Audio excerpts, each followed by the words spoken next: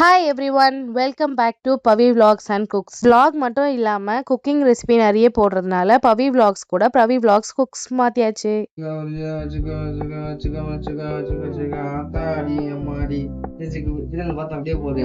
வேற ஒன்றும் இல்லை, எங்கள் அண்ணன் தான் பேக்ரவுண்ட் மியூசிக் கொடுக்குறாராம். இன்னைக்கு ரொம்ப ஈஸியாகவும் சிம்பிளாகவும் சிக்கன் கிரேவி எப்படி செய்யறதுன்னு பார்க்கலாம் வாங்க. அதுக்கு ஒரு பேன் வச்சுட்டு ஒரு 3 ஸ்பூன் ஆயில் ஆட் பண்ணிக்கோங்க. கூட 1/2 ஸ்பூன் கடுகு ஆட் பண்ணிக்கோங்க. கடுகு பொரிஞ்சதுக்கு அப்புறமா கொஞ்சமா சோம்பு ஆட் பண்ணிக்கோங்க.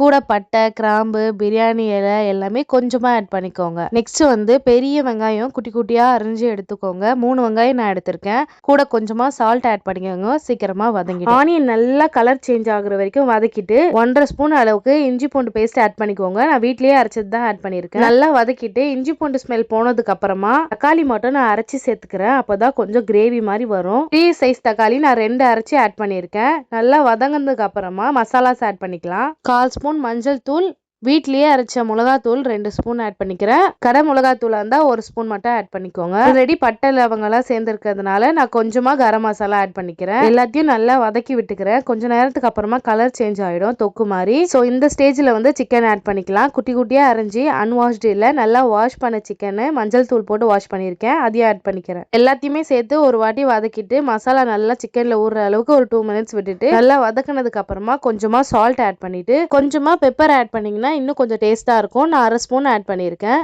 அடுத்து பெரிய டம்ளரில் 2 டம்ளர் வாட்டர் ஆட் பண்ணிக்கிறேன். உங்களுக்கு கொஞ்சம் குழம்பா வேணும்னா எக்ஸ்ட்ரா வாட்டர் வச்சுக்கோங்க. எனக்கு கொஞ்சம் கிரேவியாக வேணும், ஸோ நான் கொஞ்சமாக தண்ணி ஆட் பண்ணிக்கிறேன். எல்லாத்தையுமே நல்லா கொஞ்சம் மிக்ஸ் பண்ணி கலரி விட்டுட்டு ஒரு 15 மினிட்ஸ் அளவுக்கு ஸ்லோ ஃப்ளேம்லேயே கொதிக்க விட்டுருங்க. அப்போ தான் நல்லா சிக்கன் வெந்து கிரேவி எல்லாம் உள்ளே நல்லா இறங்கி டேஸ்ட்டாக இருக்கும். லாஸ்ட்டாக கொஞ்சமாக கொத்தமல்லி ஆட் பண்ணி இறக்கிக்கோங்க. பிளேட்டிங் பண்ணிடலாமா? சூப்பராக சிக்கன் கிரேவி ரெடி ஆயிடுச்சு. நீங்களும் ட்ரை பண்ணி பாருங்க. சேம் இதே ஸ்டெப்ஸையே ட்ரை பண்ணி பாருங்க. எப்படி இருந்துச்சுன்னு கமெண்ட் செக்ஷன்ல சொல்லுங்க. எனக்கு தெரியும், நீங்க தெரிஞ்சுக்கோங்க.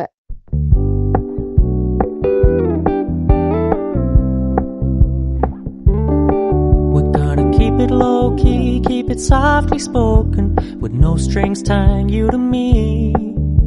I'm happy in your company with no emotion, cause my love இத நீங்க first time பாக்குறீங்கன்னா என்னோட சேனலை subscribe பண்ணிக்கோங்க. Bye.